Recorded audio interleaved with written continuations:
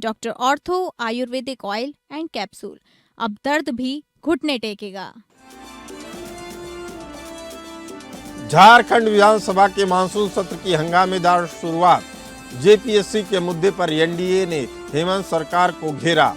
BJP ने CM Hemant Soren के इस्तीफे की मांग की। जेएसएससी परीक्षा विवाद को सुलझाने के लिए सरकार एक्टिव। छात्रों से बात करने के लिए 4 मंत्रियों की एक उच्च स्तरीय कमेटी बनी।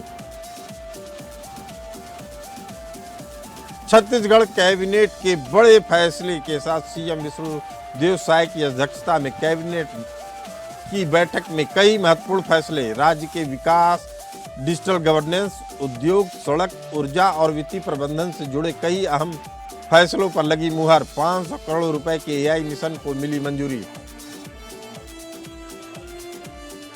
बीएसपी के इकलौते विधायक उमाशंकर सिंह का निधन। महज 55 साल की उम्र में कैंसर की बीमारी से हुई मौत। विधायक उमाशंकर सिंह के निधन पर भावुक हुई मायावती। सीएम योगी और अखिलेश यादव ने दी श्रद्धांजलि। झांसी में सड़क हादसे में अतीक अहमद के छोटे बेटे अबान अहमद की मौत। हाईवे पर तेज रफ्तार कार अनियंत्रित होकर डिवाइडर से जा टकराई। हादसे में अतीक के छोटे बेटे अबान अहमद और उसके दोस्त सानू की मौत। 3 लोग गंभीर रूप से घायल। झांसी जेल में बंद भाई अली अहमद से मिलने जा रहा था अबान। प्रतापगढ़ में 100 साल पुराना जर्जर मकान गिरा। मलबे में दबकर एक ही परिवार के 6 लोगों की मौत। एक युवक बाल बचा। शासन की ओर से दी गई 26 लाख रुपए की सहायता राशि।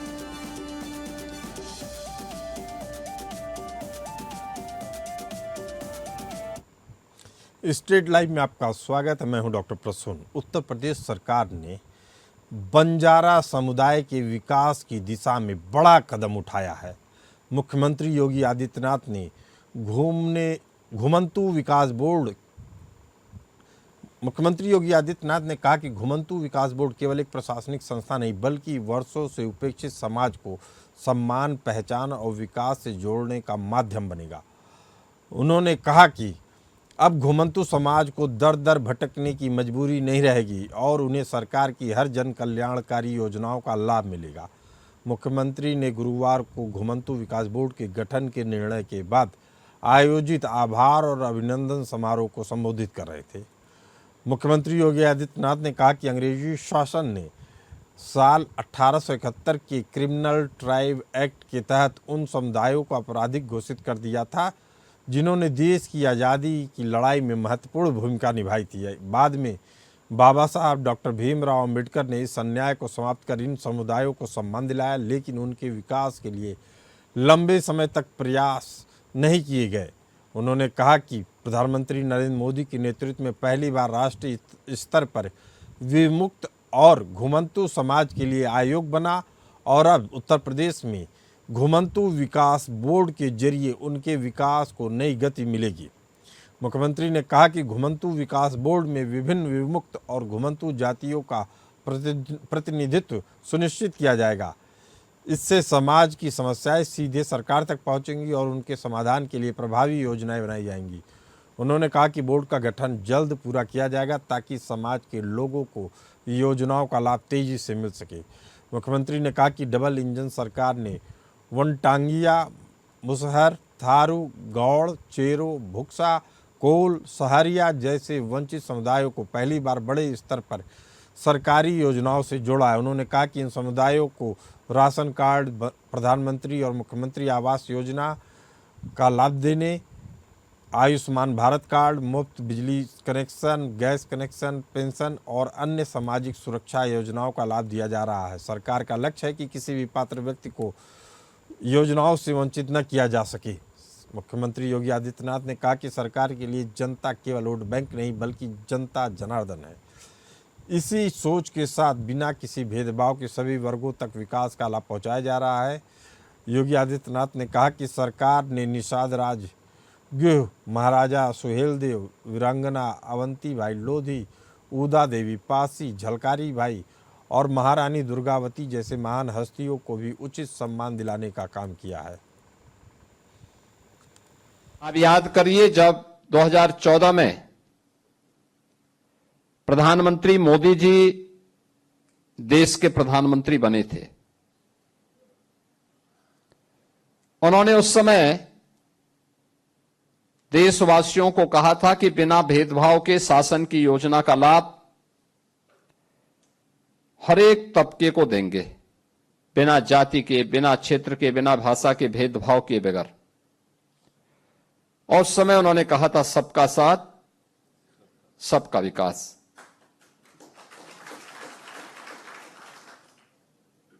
सबका साथ और सबका विकास का यह मंत्र आज समाज के प्रत्येक तबके के उत्थान का कारण बना है। और उत्थान की सी कहानी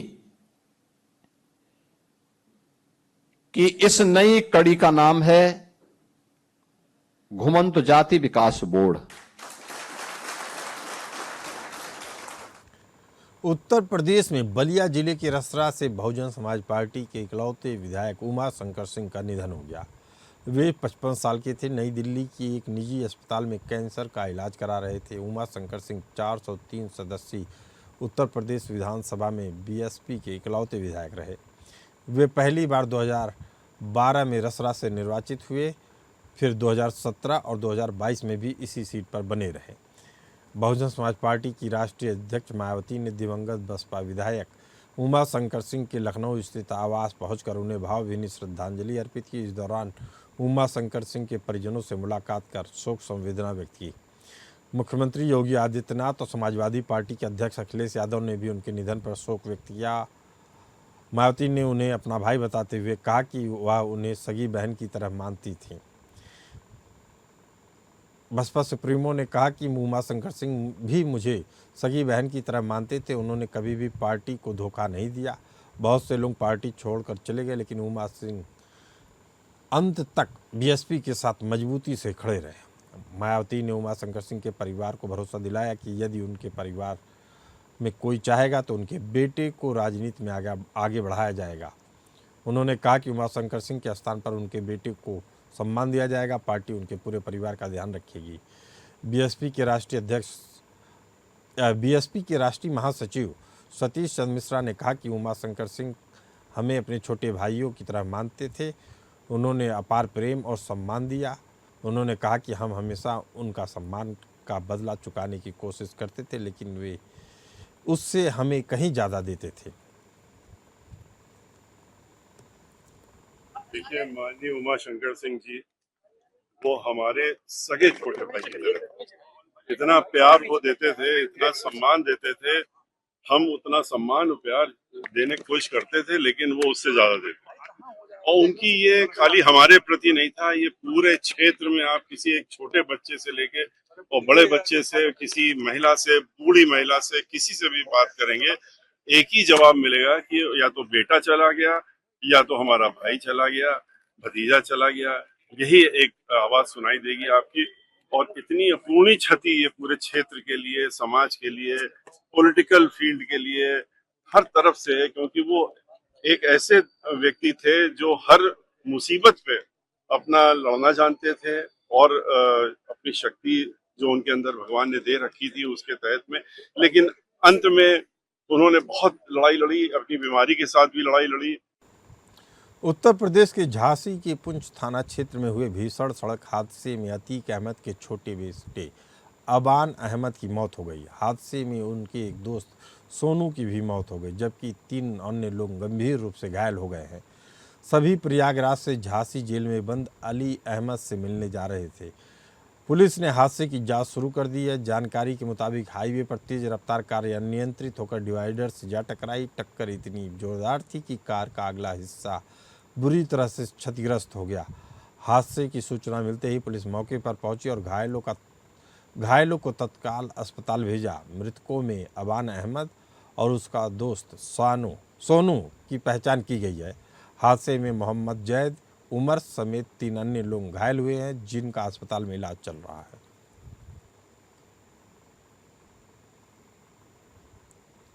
प्रतापगढ़ नगर इलाके में महुली गांव में बुधवार तड़के एक बड़ा हादसा हो गया। यहां 100 साल पुराना जर्जर मकान अचानक भरभरा कर गिर गया। इस भीषण हादसे में घर में सो रहे एक ही परिवार के 6 सदस्यों की मलबे में दबकर मौत हो गई, जबकि एक युवक सुरक्षित बच गया। घटना की सूचना मिलते ही पुलिस और प्रशासन में हड़कंप मच गया। प्राप्त जानकारी के अनुसार महुली गांव निवासी प्रमोद श्रीवास्तव का मकान काफ़ी पुराना और जर्जर स्थिति में था। 6 अगस्त 2026 को रात करीब 2 बजे जब पूरा परिवार गहरी नींद में था, तभी अचानक पूरा मकान ढह गया। चीख पुकार सुनकर ग्रामीण मौके पर पहुंचे और जिला प्रशासन को सूचना दी। पुलिस और राहत कर्मियों ने स्थानीय लोगों की मदद से युद्ध स्तर पर रेस्क्यू ऑपरेशन चलाया और मलबे के नीचे सभी लोगों को बाहर निकालकर जिला अस्पताल पहुंचाया। अस्पताल पहुंचने पर डॉक्टरों ने 6 लोगों को मृत घोषित कर दिया। इस दर्दनाक हादसे में अपनी जान गंवाने वालों में एक ही परिवार के प्रमोद श्रीवास्तव, रीता, नितिन, माधुरी, माधव, अद्विक हैं। वहीं हादसे के दौरान प्रमोद श्रीवास्तव के 28 साल के बेटे अमन बाल बच गए। उन्हें सुरक्षित बाहर निकाल लिया गया। उनकी स्थिति पूरी तरह सामान्य और स्वस्थ है। इस बीच शासन की तरफ से 26 लाख रुपए की सहायता राशि तुरंत पीड़ित के खाते में भेज दी गई है। हाँ, देखिए प्रतापगढ़ में आज बहुत दर्दनाक घटना हुई है। रात में लगभग 2 बजे के आसपास ये प्रमोद श्रीवास्तव जी का मकान था, जिसके प्रथम तल पर एक कमरा बना हुआ था। उस कमरे की छत पुरानी तकनीक से राबिश के आधार पर बनाई गई थी। लगातार बारिश हो रही है, उसकी वजह से वो छत जो है वो गिरा और जो भूतल का छत उसको भी साथ लेते हुए एक ही कमरे में सो रहे परिवार के 7 व्यक्तियों के ऊपर गिर गया। क्योंकि उस कमरे में एसी लगा था, इसलिए 7 लोग एक ही कमरे में रात्रि में शयन कर रहे थे। इस दुर्भाग्यपूर्ण घटना में परिवार के 6 लोगों की मृत्यु हो चुकी, जिसमें प्रमोद जी, उनकी पत्नी, उनका लड़का और जो एकमात्र सर्वाइवर है अमन, उनकी पत्नी और 2 छोटे बच्चियों की इसमें हताहत होने की सूचना मिली। हमीरपुर जिले के लक्ष्मीबाई चौराहे में जेठानी के साथ बुखार पीड़ित बेटे को दिखाने जा रही ई रिक्शा सवार महिला को बीजेपी जिला अध्यक्ष शकुंतला निषाद की कार ने टक्कर मार दी। मासूम बच्चे समेत देवरानी जेठानी गंभीर रूप से घायल हो गईं। उन्हें तत्काल जिला अस्पताल ले जाया गया। बच्चे के जबड़े में गंभीर चोटें आई हैं। घटना के बाद ई रिक्शा चालक फरार हो गया।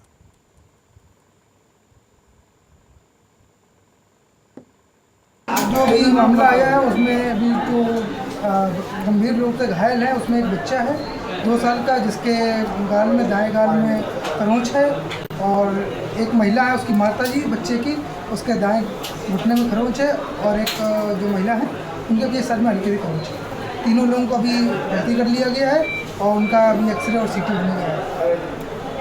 सर हमको अस्पताल ले आ रहे थे अपने बच्चे को दिखाने, तो लक्ष्मी पाल किस तरह आए उसी तरह वो गाड़ी आई, पीछे से 4 पहिया वाली मार्शल, बस उसी ने टक्कर मार दिया है। किसकी गाड़ी थी? शकुंतला निषाद अध्यक्ष की, जिला अध्यक्ष। चाहे की जिला अध्यक्ष। प्रयागराज पुलिस ने शाहगंज क्षेत्र में हुए तिहरे हत्याकांड आरोपी को पुलिस मुठभेड़ के बाद गिरफ्तार कर लिया। आरोपी को गोली लगी है। थाना शाहगंज के अंतर्गत मूक बधिर 2 महिलाओं और 1 पुरुष की हत्या करने वाला अभियुक्त संयुक्त पुलिस टीम द्वारा पुलिस मुठभेड़ में गिरफ्तार किया गया। आरोपी के कब्जे से अवैध तमंचा और जिंदा कारतूस बरामद किया गया। दरअसल मुखबिर द्वारा सूचना प्राप्त की गई कि अभियुक्त थाना एयरपोर्ट क्षेत्रागत देखा गया है। इस सूचना पर थाना शाहगंज पुलिस, थाना एयरपोर्ट पुलिस और एसओजी नगर की टीमों द्वारा सर्च ऑपरेशन चलाया गया। इस दौरान थाना एयरपोर्ट के अंतर्गत भगवतपुर पुलिया के पास अभियुक्त को देखा गया, जिससे रुकने का इशारा किया गया। अभियुक्त द्वारा भागते हुए जान से मारने की नीयत से पुलिस पर फायरिंग की गई। आत्मरक्षा में की गई जवाबी कार्रवाई में अभियुक्त के दोनों पैरों में गोलियां लगने के बाद अभियुक्त घायल हो गया।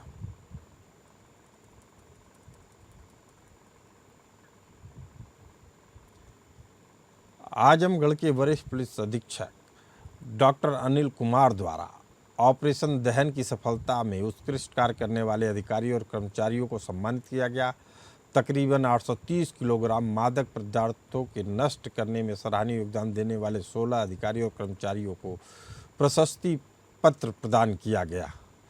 जनपद के पुलिसकर्मियों ने कीमत करीब 5 करोड़ 83 लाख रुपए के मादक पदार्थों को नष्ट करने में सराहनीय भूमिका का योगदान दिया था।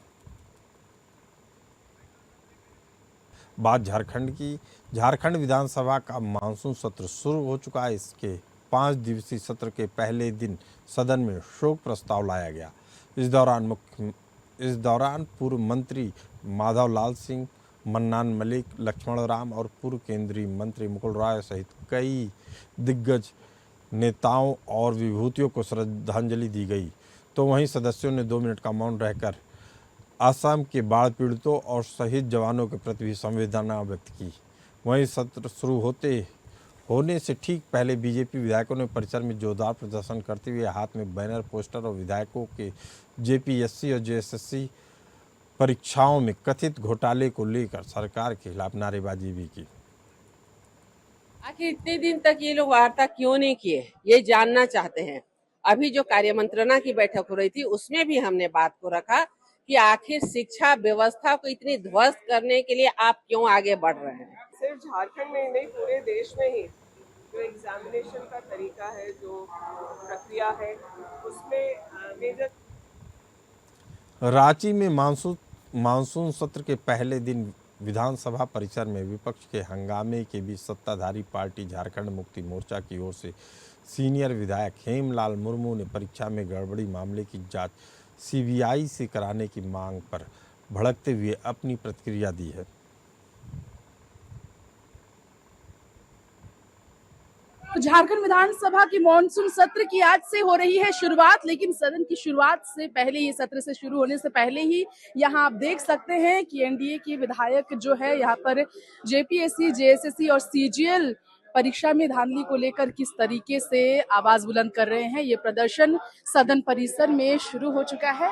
देखिए, हम लोग सीबीआई जांच की मांग कर रहे हैं। जब तक सीबीआई जांच नहीं होगा, अभय तिवारी के साथ जितने भी ऑफिसर लोग इसमें सिंडिकेट में है, सारे लोग बेनकाब होना चाहिए और सारे लोगों को जेल में ठूसना चाहिए। गिरफ्तारी तो हो ही चुकी है मुख्यमंत्री। देखिए, ये जो गिरफ्तारी हो रही है ऊपर सिर्फ फेसवाश है, ये किसी भी प्रकार का सच्चाई तक नहीं जाना चाहते। इसके पीछे कौन कौन लोग हैं और छात्रों को विश्वास कैसे होगा जब तक आप सीबीआई जांच नहीं कराएंगे। आपका सीआईडी जांच पे किसी को भरोसा नहीं। आप ही के पदाधिकारी हैं और आप ही को बचाने का प्रयास करेंगे। सीआईडी जांच होना ही नहीं चाहिए। छात्रों का भी मांग है, पूरे झारखंड वासियों का मांग है कि सीबीआई जांच हो और मतलब हाईकोर्ट के न्यायालय की देखरेख में हो, ताकि दूध का दूध, पानी का पानी हो। और हम सबसे पहले झारखंड के सभी उन विद्यार्थियों को धन्यवाद देते हैं आंदोलन के लिए। आप लोगों ने, सभी विद्यार्थियों ने वैसे अराजक तत्वों को उसमें एंट्री करने नहीं दिया गया। जिस तरह जंतर मंतर में देशद्रोही लोग वहां सम्मिलित हुए थे, वैसे लोगों को स्टेज में नहीं चढ़ने दिया गया आंदोलनकारी छात्रों के द्वारा। इसके लिए हम सभी छात्रों को हृदय से आभार व्यक्त करते हैं और धन्यवाद देते हैं। और टीडीपीएल के मार्केटिंग मैनेजर के रूप में यहाँ भी मार्केटिंग करते हैं कि भाई देखो, मैं 12 एग्जाम पास कर गया। कैसे कर गया? मेरा सेटिंग है, इसमें आप 50 लाख दो, 1 करोड़ दो, 1.5 करोड़ दो, और उनका मार्केटिंग के लिए एग्जाम पास हुए हैं। तो जितने एग्जाम यहाँ पर हुए उसकी सीबीआई जांच मुख्यमंत्री जी को तुरंत आज का आज करना चाहिए। अब खबर छत्तीसगढ़ से। छत्तीसगढ़ के मंत्री विष्णु देवसाय की अध्यक्षता में आयोजित छत्तीसगढ़ मंत्रिपरिषद की बैठक में राज्य के विकास, डिजिटल गवर्नेंस, उद्योग, सड़क, ऊर्जा, वित्तीय प्रबंधन से जुड़े कई अहम फैसलों पर मुहर लगी है। कैबिनेट ने सबसे बड़ा फैसला लेते हुए 500 करोड़ रुपए की छत्तीसगढ़ आर्टिफिशियल इंटेलिजेंस यानी एआई मिशन की मंजूरी दी है। 5 वर्षों की इस योजना के तहत 100 AI data lab, 5 centre excellence स्थापित किए जाएंगे। 300 से अधिक एआई स्टार्टअप्स को सहायता मिलेगी, जबकि 6 लाख विद्यार्थियों और 1.5 लाख सरकारी कर्मचारियों को एआई का प्रशिक्षण दिया जाएगा।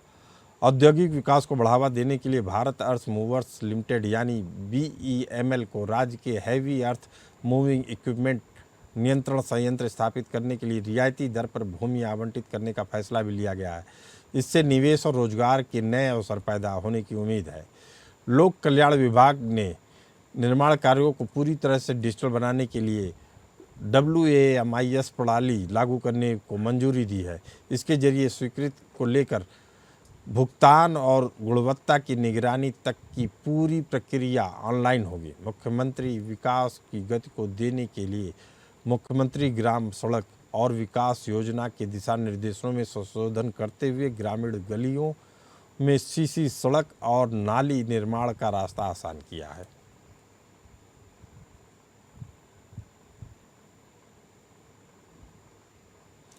छत्तीसगढ़ के कोरिया जिले की बैकुंठपुर नगर पालिका को विकास कार्यों की बड़ी सौगात मिली है। उप मुख्यमंत्री और नगरीय प्रशासन मंत्री अरुण साव के अनुमोदन के बाद नगरीय प्रशासन और विकास विभाग ने 13 विकास कार्यों के लिए 3,64,00,000 रुपये की मंजूरी दी। स्वीकृत कार्यों के सामुदायिक भवन, जय स्तंभ चौक का विकास, पाथवे निर्माण, घाट निर्माण, इंटरलॉकिंग टाइल्स, पार्क निर्माण और पार्क के संधारण जैसी कई महत्वपूर्ण कार्य शामिल हैं। विभाग ने 2 पाथवे के निर्माण के लिए 50,45,000 रुपये, 2 नए बीटी सड़कों के निर्माण के लिए 64,11,000 रुपये, 3 बीटी सड़कों के मरम्मत के लिए 89,91,000 रुपये स्वीकृत किए हैं। इसके अलावा प्रेमा बाग क्षेत्र में घाट निर्माण, नया बस स्टैंड के पास इंटरलॉकिंग टाइल्स, सिविल लाइंस में पार्क निर्माण, इंदिरा पार्क की मरम्मत, सौंदर्यीकरण जैसे कार्य की भी किए जाएंगे। सरकार का कहना है कि इन विकास कार्यों से बैकुंठपुर में आधारभूत सुविधाएं बेहतर होंगी, आवागमन आसान होगा और नागरिकों को आधुनिक शहरी सुविधाएं मिल सकेंगी। छत्तीसगढ़ के खिलाड़ियों का लंबा इंतजार आखिरकार खत्म हो गया।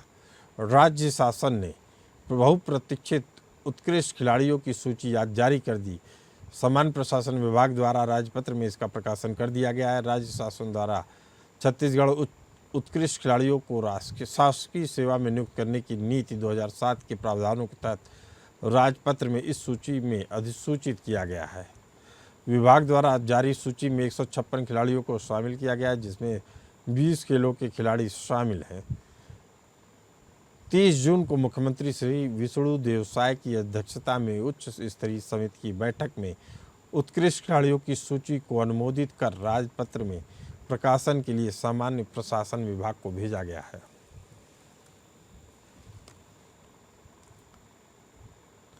रायपुर के नकटी गांव के पीड़ित परिवारों को न्याय दिलाने की मांग को लेकर सर्व समाज और साहू समाज के नेतृत्व में रायपुर में न्याय पदयात्रा का आयोजन किया गया। बड़ी संख्या में पीड़ित परिवारों, सामाजिक संगठनों और नागरिकों ने शांतिपूर्ण ढंग से राज्यपाल को ज्ञापन सौंपने के लिए पदयात्रा की। हालांकि राज्यपाल निवास की ओर बढ़ रहे प्रदर्शनकारियों को पुलिस ने बैरिकेडिंग कर बीच रास्ते में ही रोक दिया। इसके बाद प्रतिनिधिमंडल ने राज्यपाल के नाम ज्ञापन सौंपा। राज्यपाल सचिवालय की ओर से प्रतिनिधियों को आश्वस्त किया गया कि 4 से 5 दिनों के भीतर राज्यपाल से मुलाकात का समय दिया जाएगा, ताकि पीड़ित परिवार अपनी बात सीधे उनके सामने रख सके।